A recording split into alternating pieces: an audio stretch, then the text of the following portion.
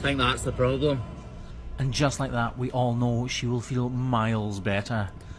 But this trim is going to progress, and you're going to see one of the biggest cavities we've ever shown on the Hoof GP. This is only the tip of the iceberg, and with icebergs, what lies beneath the surface of what we can see is always far, far bigger than you expect it to be.